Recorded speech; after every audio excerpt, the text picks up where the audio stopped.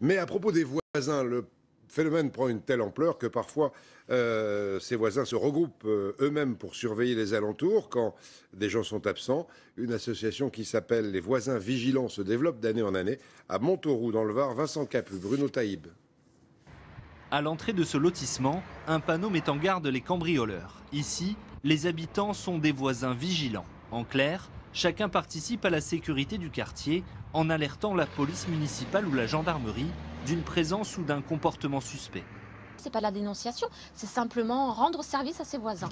J'ai une voisine qui est partie en vacances, je vais jeter un œil chez elle. Si moi je m'en vais, j'aimerais bien qu'ils en fassent autant pour moi. Ça permet de se rapprocher, de rester en contact avec les voisins, et sachant qu'on n'a pas toujours des contacts réguliers.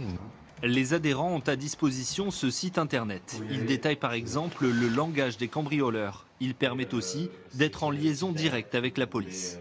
Les voisins vont pouvoir, en un clic, prévenir l'ensemble de leurs voisins et la police d'un danger. Ça peut être un individu suspect ou ça peut être un cambriolage qui a déjà eu lieu. Ce dispositif de participation citoyenne est apparu en France il y a 6 ans et il est efficace. Selon le ministère de l'Intérieur, certaines communes adhérentes ont enregistré une baisse de 20 à 40% du nombre de cambriolages et dans le même temps, les interpellations en flagrant délit ont augmenté.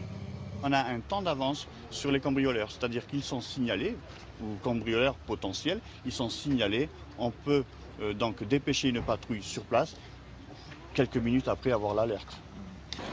Une démarche citoyenne mais encadrée, les voisins vigilants ne sont pas là pour faire la police, ils doivent simplement avoir un regard attentif sur ce qu'il se passe dans leur quartier.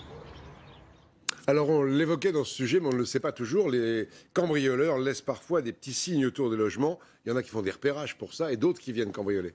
Alors exactement, on fait des repérages. Alors, il existe plein de signes, plein de codes. Sachez, les plus importants, ce sont ceux-là, ceux que vous voyez derrière moi. Alors il y a d'abord cette croix, ça veut dire qu'il y a un projet de cambriolage. Une croix qui peut être sur la route, sur la maison, sur la porte, n'importe où. Voilà, ça peut se faire à la craie, tout simplement. Ça peut se faire dans un petit coin, etc. Donc soyez très vigilants autour de votre maison. Ensuite, il y a les dents de scie, ça veut dire qu'il y a la présence d'un chien. Donc il faudra peut-être prévoir quelque chose pour endormir le chien si besoin. Et puis alors les ronds, c'est ce qu'il y a de pire, ça veut dire qu'il y a de l'argent. Si vous voyez un de ces signes, surtout prévenez au plus vite les gendarmes ou les policiers autour de chez vous.